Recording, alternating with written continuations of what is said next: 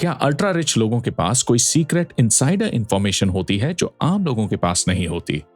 और अगर इंडिया इतना बड़ा मार्केट है तो ग्लोबल इन्वेस्टर्स अपना पैसा निकाल क्यों रहे हैं? आज हम बात करेंगे कोटक एएलटीएस के एमडी श्रीनिवासन के साथ हुई एक पॉडकास्ट कॉन्वर्सेशन की, जिसमें उन्होंने बताया कि 11 बिलियन डॉलर्स मैनेज करने वाले एक फंड मैनेजर इंडिया में इन्वेस्ट करते वक्त क्या सोचते हैं और अल्ट्रा रिच लोग पैसा कैसे बनाते हैं और बचाते हैं। तो चलिए शुरू करते हैं। पॉइंट नंबर 1, क्या अल्ट्रा रिच के पास इनसाइडर इंफॉर्मेशन होती है? श्रीनिवासन के मुताबिक अल्ट्रा रिच लोगों के पास कोई मैजिक इनसाइडर इंफॉर्मेशन नहीं होती। उनका एडवांटेज ये है कि वो पॉलिसी मेकर्स और सक्सेसफुल एंटरप्रेन्योर्स से मिलते रहते हैं और नए आइडियाज वाले यंग एंटरप्रेन्योर्स भी कैपिटल के लिए उनके पास आते हैं। इससे उनका इंफॉर्मेशन सोर्स बहुत बेटर हो जाता है। वो ट्रेंड्स को एक अलग लेंस से देख पाते हैं। सक्सेसफुल इन्वेस्टर्स की कॉमन ट्रेट्स ये है कि वो बहुत अच्छे लिसनर्स होते हैं, चीजें जल्दी समझते हैं, उनकी मेमोरी शार्प होती है, उनका नॉर्मल लोगों से बेटर गट और इंस्टिंक्ट होता है, उनके पास क्लैरिटी होती है कि उनको करना क्या है, और सबसे इंपॉर्टेंट बात टेनेसिटी, यानी डिटेल्स में घुसकर काम करने की कैपेसिटी। पॉइंट नंबर 2, वेल्थ बनाने से ज्यादा जरूरी है वेल्थ बचाना। एक बड़ी बात जो श्रीनिवासन ने कही, इवॉल्व अल्ट्रा रिच लोग समझते हैं कि उनके पास ऑलरेडी इनफ और उससे ज्यादा है, इसलिए वो अपना पैसा मीनिंगफुल चीजों में लगाना चाहते हैं। दूसरी इंपॉर्टेंट बात यह है कि वो समझते हैं कि पैसा बनाना मुश्किल है, इसलिए वेल्थ प्रिजर्व करना उनकी प्रायोरिटी होती है।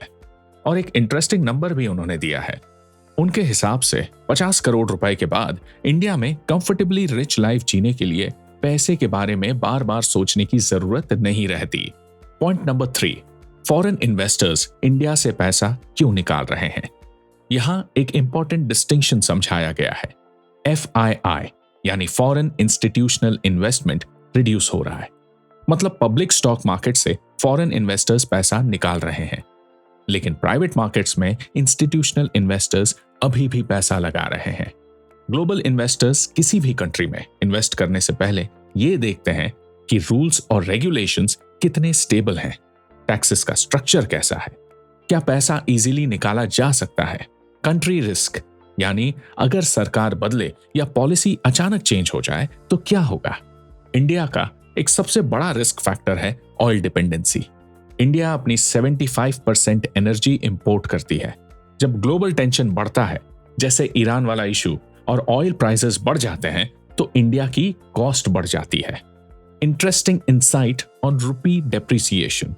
जब रुपया डेप्रिशिएट होता है तो एक्सपोर्ट बेस्ड कंपनीज जैसे IT companies, TCS, Infosys, Wipro का प्रॉफिट ऑटोमेटिकली बढ़ जाता है क्योंकि उनका इनकम डॉलर में आता है। इससे फॉरेन इन्वेस्टर्स को एक नेचुरल हेज मिलता है। लेकिन अब नया डर है AI का। इन्वेस्टर्स को लगता है कि AI इन IT कंपनीज की फ्यूचर प्रॉफिटेबिलिटी डिसरप्ट कर सकता है, और क्योंकि ये कंपनीज इंडिया के स्टॉक इंडेक्स में बहुत बड़ा वेटेज रखती हैं, इन्वेस्टर्स सोच रहे हैं पहले पैसा निकाल लो, बाद में देखेंगे AI का इंपैक्ट क्या होता है। पॉइंट नंबर 4, इंडिया में सिर्फ चंद कंपनीज ही क्यों ट्रेड होती हैं? ये एक हिस्टोरिकल रीजन है।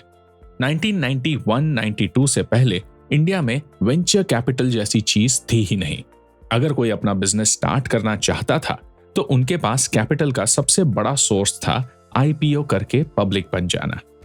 इसलिए बहुत सारी पुरानी कंपनीज लिस्ट हो गई और तब से लिस्टेड ही हैं, क्योंकि इंडिया में डीलिस्ट होना बहुत मुश्किल है। पब्लिक मार्केट में एग्जिट करना इजी है, बस बटन दबाओ और पैसा निकाल लो, लेकिन प्राइवेट मार्केट्स में एग्जिट मैनेज करना काफी मुश्किल है। पॉइंट नंबर 5, रियल स्टोरीज, जब इन्वेस्टर्स का पैसा डूब गया। श्रीनिवासन ने 2 रियल एग्जाम्पल्स दिए जो इंडिया में इन्वेस्ट करने के रिस्क दिखाता है। Story number 1, fraud case.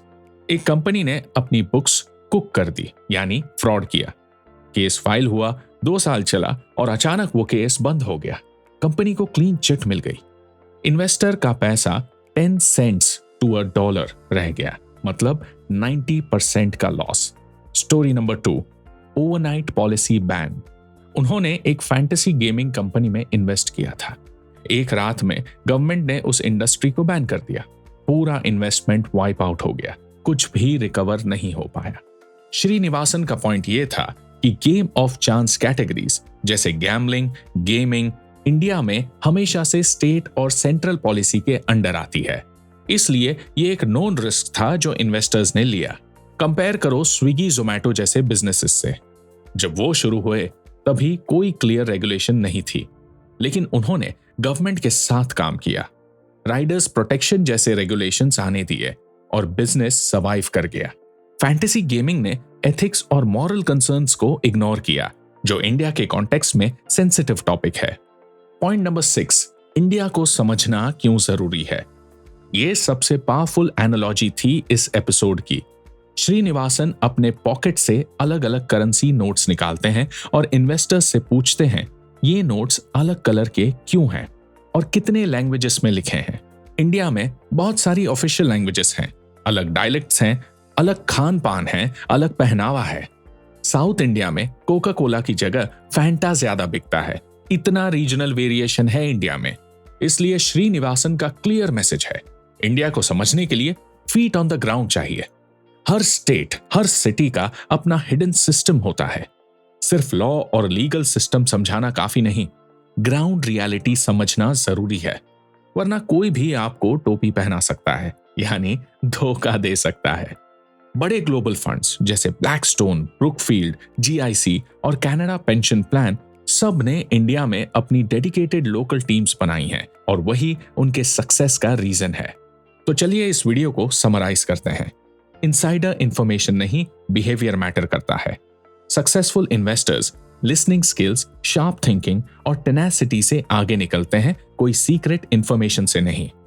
Wealth बनाने से ज्यादा जरूरी है वेल्थ को बचाना। एक थ्रेशोल्ड के बाद, जैसे 50 करोड़, फोकस लाइफस्टाइल से हटके वेल्थ प्रिजर्वेशन और मीनिंगफुल इंपैक्ट पर शिफ्ट हो जाता है। कंट्री रिस्क रियल होता है, करेंसी, पॉलिसी स्टेबिलिटी और एग्जिट ईज, ये सब फैक्टर्स डिसाइड करते हैं कि ग्लोबल कैपिटल कहां जाएगा।